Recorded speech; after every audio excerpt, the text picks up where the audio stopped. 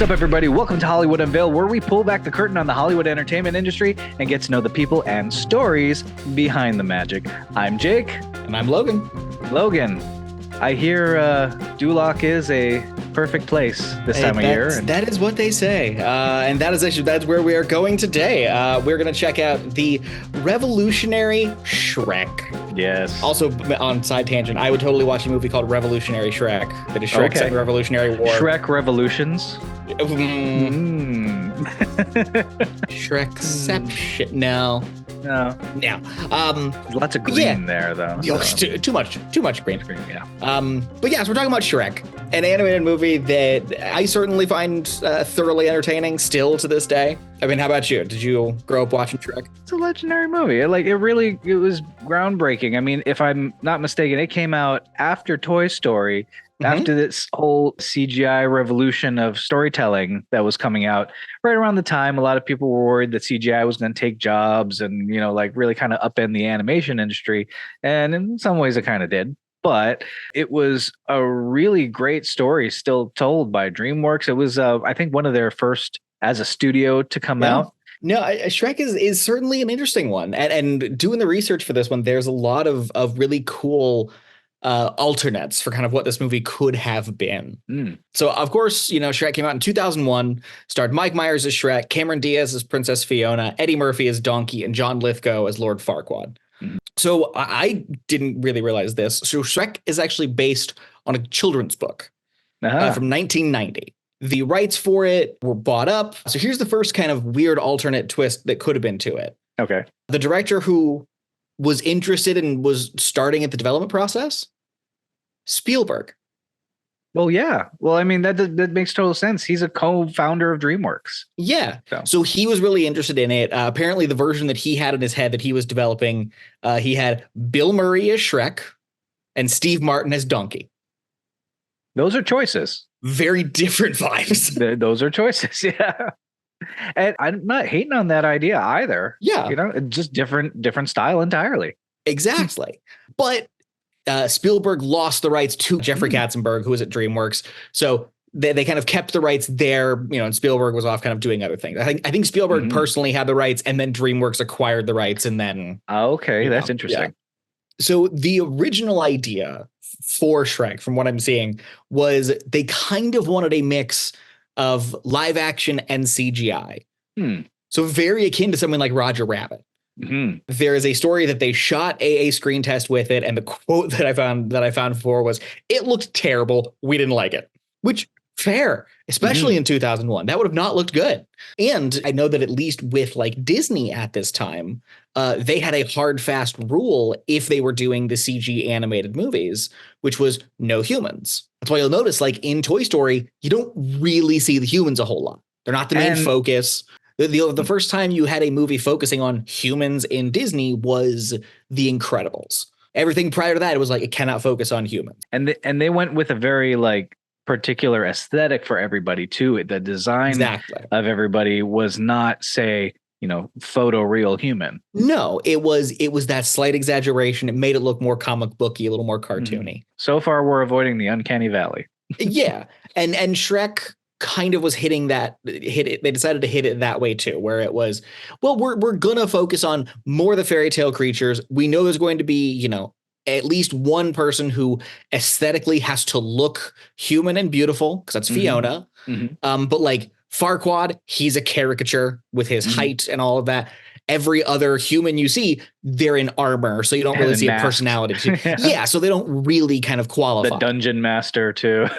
Yes, or it's like the princesses, when we're looking through the magic mirror. So those are like humans you see in the movie. I did find it interesting. Apparently, the name Shrek stems from the Yiddish word for terrible. And I'm going to butcher this because I don't speak Yiddish. Schrecklich. In German, apparently this word also means dreadful. Well, this also explains Max Shrek from Batman Returns. There you go. So this movie goes into development, and the first version of it, I'm pretty sure it still had Eddie Murphy as Donkey, but it had someone different completely cast for both Shrek and Fiona. So Fiona was originally Janine Garofalo. And even she doesn't really know why it just wasn't on the movie anymore. From how she tells it, she's like, they never really gave me a concrete reason. It was just, hey, we're moving in a different direction. Okay, bye. But the original casting for Shrek was Chris Farley. Oh, that would have been beautiful. And here's the wild thing. He had recorded most of the dialogue for the movie before he died in 1997. Oh, man. So if you look around on YouTube, there are links to animated storyboards with his original voice performance as Shrek. And it's very different, but it feels very much like Chris Farley. It feels like, to kind of paraphrase, the ogre is the walking definition of fat guy in a little coat. Yeah. Like that's kind of how he plays it, where he's like, yeah, everyone assumes I'm a monster because I'm big and fat and whatever, but like I'm a good person. And like, I wish people didn't assume I was a monster just because I'm big. You know, and he kind of plays it that way, which is like, all right, like that works. And that's a cool little take. But for whatever reason, you know, but not for whatever reason, but, you know, he died before they had finished recording all of the dialogue. That's a reason. Yeah. So they and they didn't want to have someone like do a voice impression of him for some of the extra lines. You know, so they're like, all right, we're going to go back to square one. Going to recast, do everything. And here comes Fat Bastard. Yes. And they cast Mike Myers. Yep. Now here's what I think is interesting. So before Mike Myers, the first person they offer it to is Nick Cage. Interesting. And he turns it down because, quote, he was worried about how kids would see him. He's got a few other movies that I think he needs to look at before Shrek in that respect. But in looking back at it, like he's done career retrospectives, he's like, I do not regret turning it down. Oh, sure. I was not the right person for it. Wildly on the casting thing, guess who else almost turned it down? Please tell me. John Lithgow. Oh, that's interesting. Apparently, and I hope this is a joke, but he has this quote where he said he has a rule that he would, quote, never play anyone short. Man. And I don't know if that's because he is just aesthetically a tall man and he jokes like, yeah, like I will never play a short person, clearly. That probably, maybe. Yeah. And that's just a joke about it. But apparently he almost turned it down at least for the joking reason, because he thought he had a rule never to play short people. But Mike Myers comes in and originally records the entire thing as Canadian. They get like the entire movie recorded. It's all there is all just like, hey, cool, Shrek's Canadian, eh? Like, and he's doing that kind of thing. And then like a couple months, like a month or two, I think, before it's supposed to release, he's like, I think I have a better accent. I have a better one. I think it fits better. Like, let me show you. Let me bring it in. And he does the Scottish. And they're like, oh, yeah, like that works really well. So he re-recorded all of his dialogue. I'm sure the animators loved that. Well, that's the thing. He knew that they couldn't change the animation at that point. So they were kind of keeping it to, you know, like it was all just vocal inflection as opposed to, you know, his mouth doing any different movements. Okay. So they didn't have to do as much tweaking in the final as you might think. So probably it's like trying to keep to the mouth flaps a little closer in that sense. Yeah. Exactly. But like Shrek comes out and it's a huge hit. It does gangbusters. It is credited as saving DreamWorks animation. Because prior to that, like they weren't really having a lot of big hits, if any. And this was the first one that was just an unequivocal hit. And it just landed with everybody, and it was a really big smash. Hey, are you enjoying our talk about Shrek? Sure. If you are, I think you'll dig the other episodes that we've got. Make sure you like, comment, and subscribe. Check out more episodes, and we'll hear about more movies and such, and interviews and people, and get to know movie stories. Logan, help me out with this. Yeah, that sentence really got away from you. Yeah. Off to far, far away with you. Like the gingerbread man. Can't catch him. Don't want to. Now, there is something that I think is kind of very sweet. There's that speech at the end where Shrek is kind of talking to Fiona at the altar, and he's just talking about how much he loves her. Apparently, when they recorded that, Myers had his wife in the booth with him, standing right in front of him. Oh. So he was delivering that speech to her. And that was kind of what helped that performance really kind of hit and resonate and kind of be this really sweet kind of thing. That landed some husband points, I bet. 100%. Certainly more than Cat in the Hat. So this film does go on to win the very first Academy Award for Best Animated Picture. in 2002. It was the first time they had that category at the Academy Awards, and Shrek won it. And it was so popular. In the aftermath, Shrek actually has a star on the Hollywood Walk of Fame, and it has also spawned a hit Broadway musical. That's right.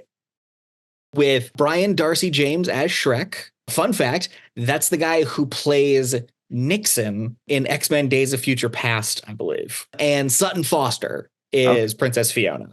But, obviously Shrek spawned a lot of sequels. And this I think is fascinating. So Shrek 2 was the highest grossing film worldwide in 2004. And currently, I think, at least for animated films, it's at like number 15 of like the highest grossing animated movies of all time. Looking at the top 30, I'm sure it's riddled with Shreks. Speaking of, you know what else is riddled with Shreks? Game Time, you son of a bitch. Oh, that's right. We're back for Game Time. And an aggressive head bang from me there. Jesus. That's right. We're getting older, here. man. Hey, good Lord. But we are here for Game Time. Are you ready to play Game Time, Jake? No, but we'll do it anyway. The first question, what 2 Oscars was Shrek nominated for? Best animated film? There you go. You got one right there. I was listening to this episode. You were. There you go. That's one. What was the other that it was nominated for? Best original screenplay? Oh, you were very close. It was best adapted screenplay. Adapted. It should have you clearly weren't listening to this episode all the way because remember it was based on a children's book. That's right. Yes. Yeah. Oh, so close. But hey, you know what? We'll give you a half a point for that one. That's okay. Yeah. All right. This next question. Yes, sir. Yes, this next one is kind of there is one big question, and then there's bonus points in between. So see if you can kind of bulk up your score that way. Right. So we know that Shrek spawned a massive franchise, not including video games. How many entries are there in the Shrek franchise? This includes movies, shorts, TV series, and TV specials. Oh, damn. I might be in trouble there. Well, 12. Oh, I'm sorry, Jake. The number we were looking for was 17. 17. Very, very close. I was only entirely off. But now here is where you can earn some of those bonus points. You know that you have 17 total installments. Break out scratch paper if you need, because I'm realizing this is a big math problem, which I'm sure everyone loves to hear on a podcast. But you have 17 entries in the Shrek franchise. You know you have 4 categories: movies, shorts, TV series, and specials. How many of each of those 4 categories? Okay, 4 movies, 7 shorts, 7, and 3 and 3, and a partridge in a pear tree. So you think 3 shows, 3 specials? Sure. Okay. Your correct answers are none. Because you forgot the key thing when I mentioned movies. This is the franchise. So we have Puss Shrek. in Boots? It's the franchise, Jake. So you have Shrek. Yeah, no, it's the franchise. So you have Shrek. You have Shrek 2. You have Shrek the Third. Yeah. And you have Shrek Forever After. And you have Puss in Boots and Puss in Boots: The Last Wish. So you have 6 movies, 8 shorts, 1 TV series, and 2 TV specials. Why do you do this to me, Logan? All right. Now this last one is interesting. I'm very curious to see if you can get this one. So far, audience, not doing great. But we'll see how you do with this last question. So which character in the franchise, which character in the franchise has appeared in the most entries? So I'll give you, we got multiple choice on this one. Okay, if you're giving multiple choice. You got your multiple choice. So which character in the franchise has appeared in the most entries? You have Shrek. You have Donkey. Sorry, let me refer. You have Shrek. You have Donkey. Naturally. Yes. You have Puss in Boots. And you have the Gingerbread Man. So which of those four do you think has appeared in the I most feel like Gingerbread Man entries is in there just to throw me off. But that also feels legit. Like he could have just showed up in something else unrelated to Shrek also. I know Puss in Boots is doing pretty well right now. Donkey is Donkey, so of course. I feel like Shrek is the one with the least amount, ironically, but I have a feeling I'm also about to eat my words on that. So the lesson I'm learning is just don't share your thoughts out loud ever. I'm going to say Donkey.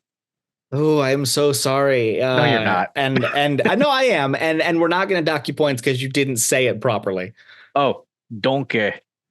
No, unfortunately, it is not Donkey. Donkey is actually tied for entries with Shrek. Gingerbread Man has been in the least. Okay. It is Puss in Boots because that one TV series was a Puss in Boots TV show. Yeah. And he's doing pretty well right now. So yes. Now, I do think it's interesting that Banderas has like pretty consistently voiced Puss. That's great. With the exception of like the TV show and I think a handful of things. Although the other times, Eric Bauza. Oh, okay. Who I think is great. Love that dude. For those who don't know, he is the current voice of like Daffy, Bugs, like a lot of the big heavy hitters of the Looney Tunes. Just a delightful guy. So yeah, Jake, so sorry to say you have only earned 1 point of the possible 8 possible points that you could have earned. Something like that, yeah. Yeah. So sorry. No, you're not, sir. I genuinely am. You know, like I want you to do well in the trivia. See, it's no fun if you don't know. Should be proof that we don't actually talk about this ahead of time. Because if we did, I'd probably be doing better. Well, we'll see. Who knows? Next movie, you might be like, I got this. Like, I don't know. Maybe you lived and breathed the IMDb trivia for that movie. I have no idea. But no, Shrek is a really fun movie. Certainly burst onto the scene well and established itself clearly in the realms of cinema. Yeah, definitely. And that has been a wonderful journey down memory lane with Shrek. Logan, where can the people find you? I'm findable. I'm on Twitter at FilmGuy89, Instagram at FilmGuy1989, and I do various table readings on YouTube. I'm trying to think if we've ever done a Shrek. That was my next question. I don't know if we have. You've done so many, it's hard to remember. Yeah, like we've been doing them for like 4 years now. Multiple of which over 200, and I can't keep track. I don't think we've done a Shrek. And how about you, Jake? Where can they find you?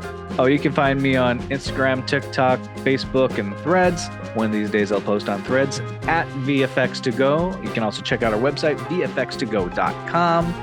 And Logan, we have a .com too. I've heard. It's HollywoodUnveiled.com, where you can catch up on all our past episodes and start following us. Yeah, but not in a creepy way, like in a social media can. No, be a little creepy. Jake, they can be a little creepy. I don't want to walk into my house and have a big bad wolf having stolen my bed. I don't want it. That's obscure, but I'll go with it. It's a Shrek reference. Just talked of Shrek. Hey, Logan, you know what? One of these days we'll figure out how to end the show. But until then, I've been Jake. And I've been Logan. This has been Hollywood Unveiled. Yeah. Now, get out of here. Don't care.